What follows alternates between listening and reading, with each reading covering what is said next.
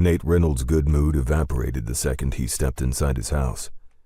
The booze-drenched air clogged his nostrils, and the familiar sight of his father, passed out on the living room couch with a half-empty bottle of Jack Daniels clutched in his hand, chased away any lingering amusement Nate felt after his conversation with the beautiful brunette from the parking lot earlier. Chris. She'd been a favorite of Alchemy's male staff since she first showed up at the cafe a few weeks ago. She was a regular now, but her perfect hair and designer clothes screamed spoiled princess, which was why Nate had steered clear of anything resembling flirting. His co-workers could drool over her sultry looks and aloof haughtiness all they wanted, but uppity rich girls weren't his type. However, she'd turned out to be more intriguing than he'd expected, fiery and sharp-tongued, instead of dull and vapid like the few heiresses he'd hooked up with in the past. Chris's extravagant 5-figure offer didn't hurt either. Nate may not like spoiled rich girls, but he had no problem taking their money, and God knew his family needed the green.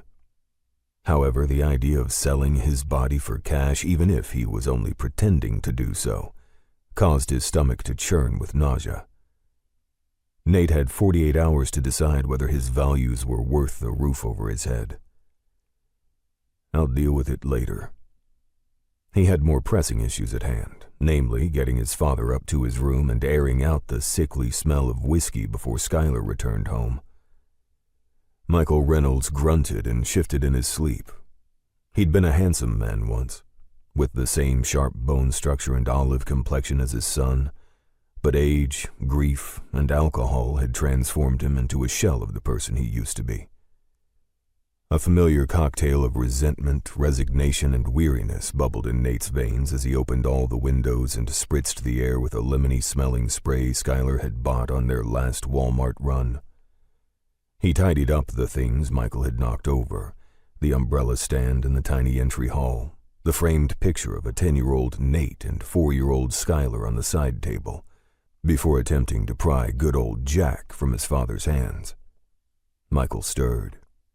Nothing kicked his ass into gear like the threat of being separated from his precious alcohol. Nate, his bleary, bloodshot eyes blinked up at his son. What are you doing here? I live here, Nate said, voice clipped. Is this what you've been doing all day? Michael was supposed to be job hunting. He'd gotten laid off from his construction gig for showing up to work late and drunk, and he'd said he would find another job soon.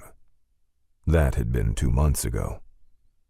I sent out a few resumes, Michael mumbled. Don't know what happened after that. Must have fallen asleep. Nate exhaled a controlled breath. His patience with his father had run out a long time ago. He understood Michael's heartbreak. He and Skylar battled the same grief.